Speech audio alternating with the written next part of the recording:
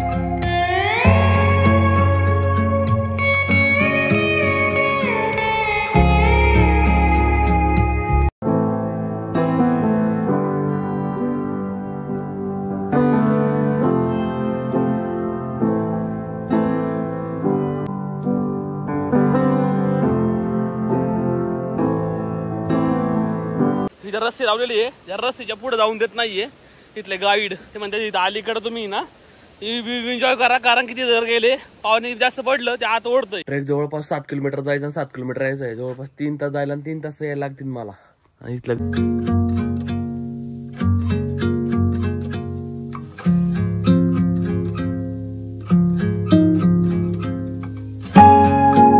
जर का तुम्ही या साईडलाच असाल ना तर प्रॉपर गाईड करा, कारण की मग अशी मी ड्रोन फ्लाय केला ना तर पूर्ण जिथपर्यंत बघा तिथपर्यंत जंगल दिसत होतं।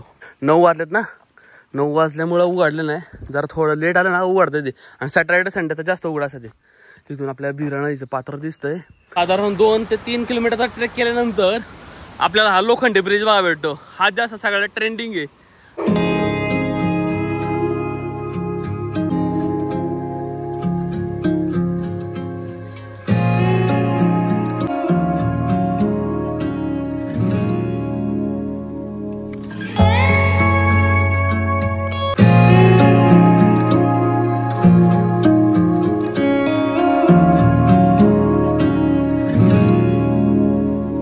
ट्रेकिंगचे शूज घातले आज मी, पण मी लय जास्त टाईट केले याला, त्यामुळे जरा ढिल्ले करतो आता।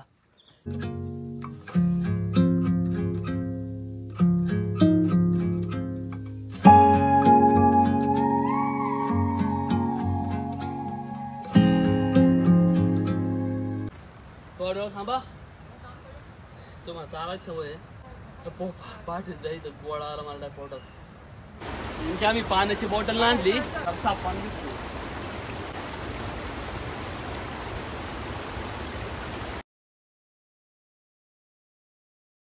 नमस्कार मित्रांनो, स्वागत आहे तुमच्या एका नवीन व्हिडिओमध्ये। आता सकाळच्या वाजल्या जवळपास ऑलमोस्ट 7 वाजले आणि मी उठून आलोय आपल्या रूम बाहेर।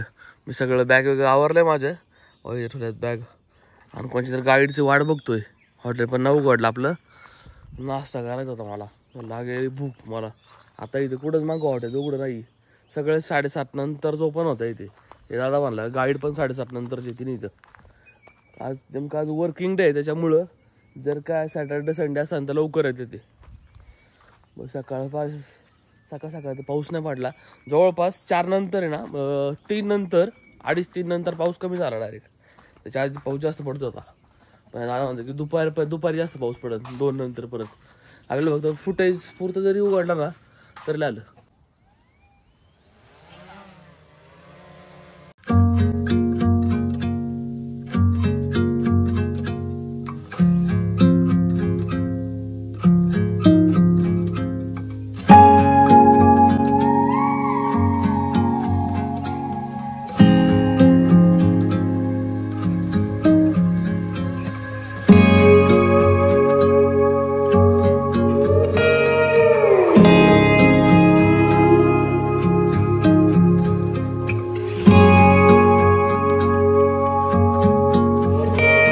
ट्रेक जवळपास 7 किलोमीटर जायचं आणि 7 किलोमीटर यायचं आहे, जवळपास 3 तास जायला आणि 3 तास यायला लागतील मला।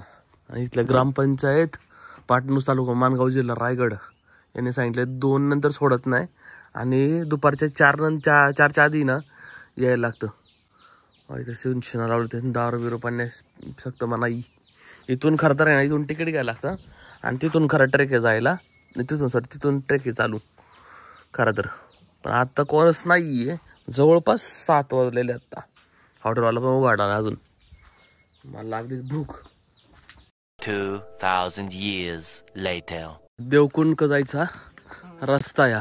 दादा आपल्यासोबत आलेला आहे. साधारण चार्जिंग संपली पण 8 वाजले आत्ता बरोबर. आणि जस्ट मी आता नाश्ता विष्टा केला आम्ही आणि एक पार्सल घेतलाय.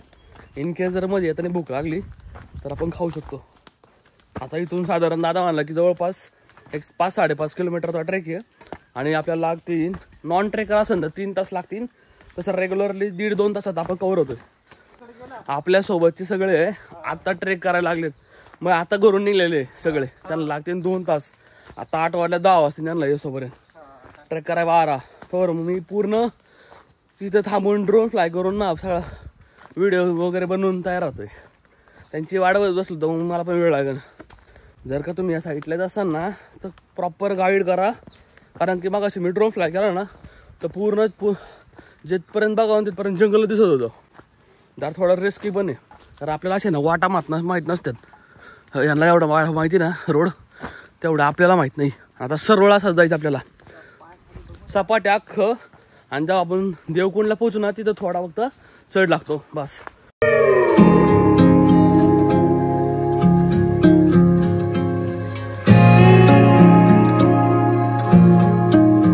वाटेत बरेच छोटे मोठे नदी नाले. त्याला आहे ना पाणी आहे कमी आता. पण ज्यावेळेस पाणी असतं ना त्यावेळेस ना तो रिस्की पॉईंट होतो. त्याच्यामुळे तिथं रस्सी बांधून ठेवतात. बांधलेली आहे तिथं. आणि आता जास्त गरम होतोय. पूर्ण जंगल ट्रेक आहे. हवा लागत नाही असं दमट वाटतंय. वाईट गरम व्हायला लागलं इथं. थोडी पण हवा येत नाही. आणि हे आपल्या शेजारी आपण बिरा डॅम तर शेजारीत चाललो आता. शेजारून जाणार ना. हा बिरा डॅम आहे. आणि याचं पाणी कुठं परत खाली रवळच्या डॅम. ओके. म्हणजे प्लस व्हॅलीचं पाणी बिरा डॅम मध्ये आणि हे रवळच्या डॅम मध्ये ओव्हरफ्लोचं. असे बरेच ना छोटे मोठे स्टॉल आहे. पण आता चार्जिंग संपल्याची 9 वाजलेत ना. 9 वाजल्यामुळं उघडलं नाही. जरा थोडं लेट आलं ना उघडतं ते. आणि सॅटर्डे संडे तर जास्त उघड असतं ते. तिथून आपल्या बिरा नदीचं पात्र दिसतंय. दादा म्हणला इथून फोटो बाहेर निघतो. थांबलो इथं बघायला व्ह्यू. कदाचित तो दरवाजा असणार ना. ती भिंत वाटतं दरवाजी आहे ना धरणाची. धरण एवढं मोठं नाही अरे बिरा. हा मला वाटलं लय मोठं असन. आमच्याकडे सगळे 10-12 टेम्स धरण नाही. लय मोठं नाही पात्र आहे. हे तर लय छोटंसं आहे.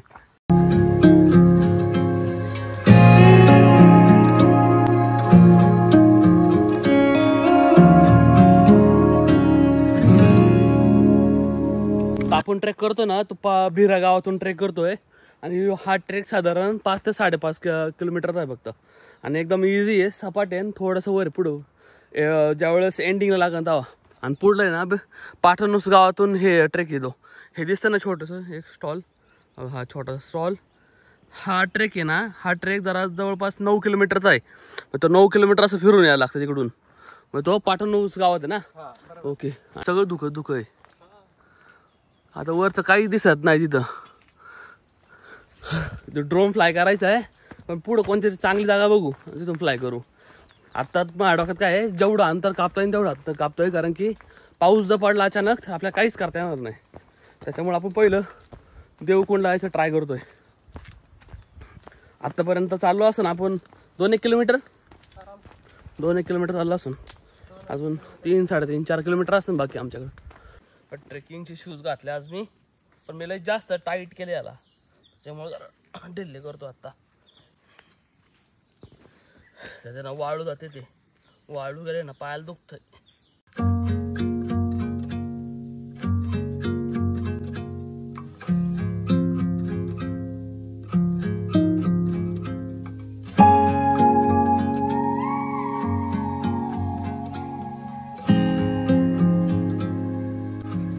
बोललो होतो तुम्हाला तर पाटणूस मार्गे रोड त्या 9 किलोमीटरचा आहे. इथूनच कलेक्ट होतो तो पण रोड. इथं लिहिलं देवकुंड. हे 2 रूट आहे. हा इझी रूट आहे सगळ्यात. भिरा गावच्या पासूनचा. चला, वातावरण असंच आहे आता सगळीकडे. फॉगच फॉग आहे. ड्रोन पण फ्लाय केला मी, फॉगच दिसतोय. क्लिअरली काय विजिबल नाहीये. फक्त आपल्याला मला वाटतं देवकुंडचे ते विजिबल होईन कदाचित. ट्रेकिंगला आताच्या काळात चांगलं आहे. म्हणजे आता असं उघड्यावर आलंय ना, आता गरम नाही होते. झाडांच्या मध्ये गेलं ना, जंगल ट्रेक चालू ना, मग जास्त दमट वाटते. अदरवाईज काय प्रॉब्लेम नाहीये.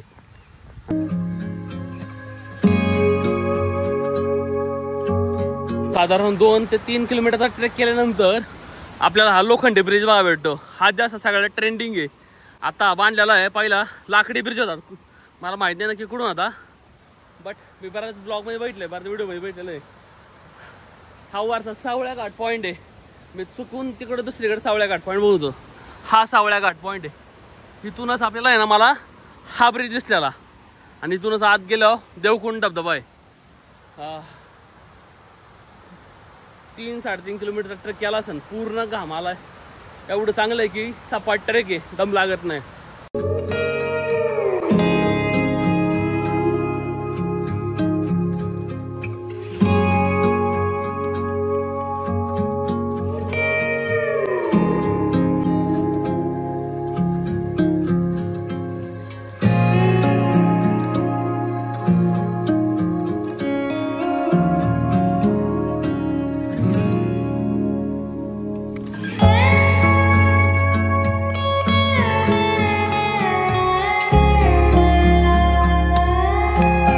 हा आहे सावळ्या पॉईंट, सावळ्या घाट. हा इकडून आपल्याला जायचं राईटला देवकुंड वॉटरफॉलला. आणि पूर्ण तामिनी घाटाची जी रेंज आहे, मी मागाशी म्हणत होतो ना, ही पूर्ण तामिनी घाट असणार आहे रेंज.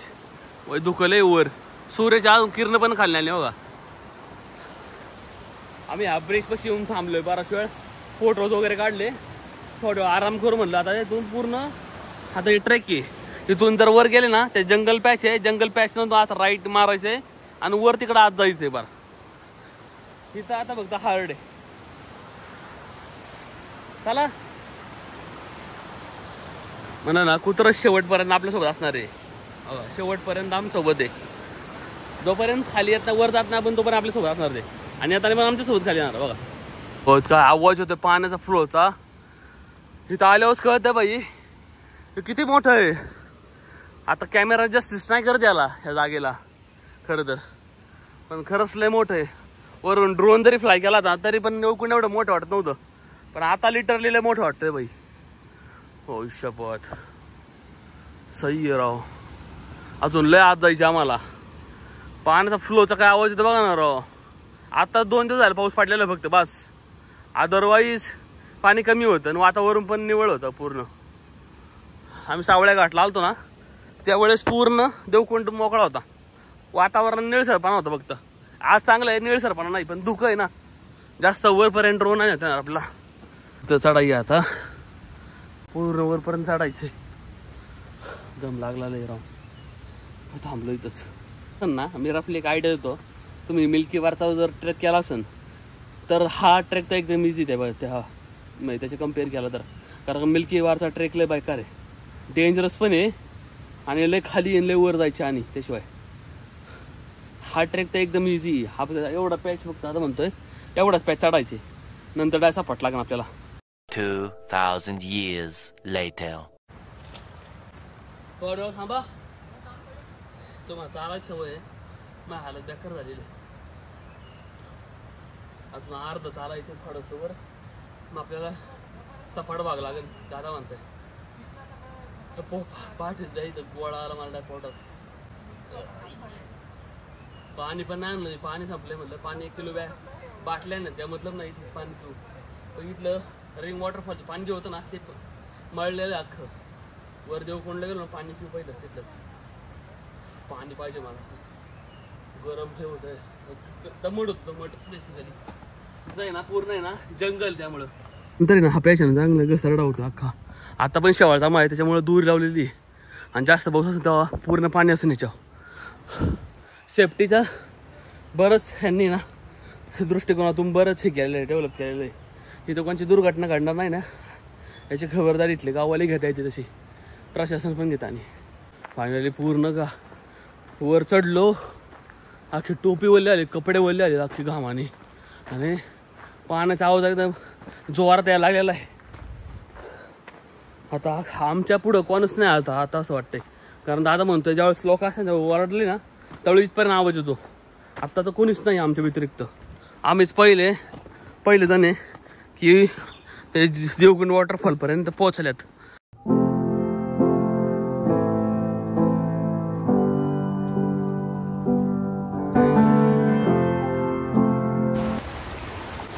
आम्ही पाण्याची बॉटल आणली. मोकार 1 किलो वजन घेऊन येईल त्या मतलब नाहीये. तिथं मध्ये आधी पाणी असं दादा मांडायला तर भेटलंच नाहीये. पिते पाणी आता साफ पाणी दिसते.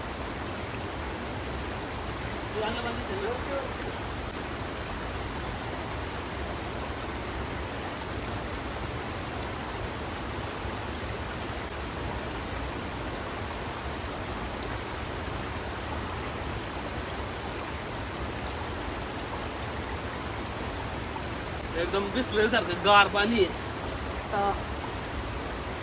आता तर वाटलं अगं शर्ट घामाने बिर बसलाय माझा. वर जाऊन आपल्याला देवकुंड मध्ये आंघोळ करायची आज.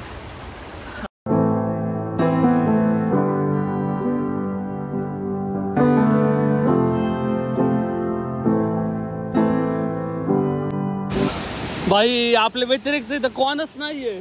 अख्खं निळं पाणी निळं क्षार पाणी अख्खं आई सई दिसतंय रे.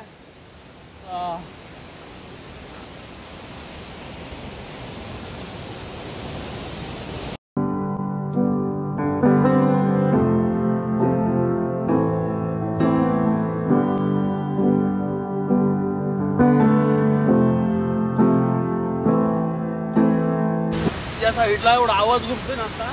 चारी बाजूला असं आहे ना भिंत आहे डायरेक्ट. आणि मध्ये पाणी पडतंय देवकुंडचं. हे प्लस व्हॅलीचं पाणी तसं बघितलं तर वर मिल्की बार आहे. आपण ट्रेक केलेला मिल्की बार का ना देवकुंडचं आहे. आवाज कसं घुमतो दाखव तुम्हाला. एक मिनिट.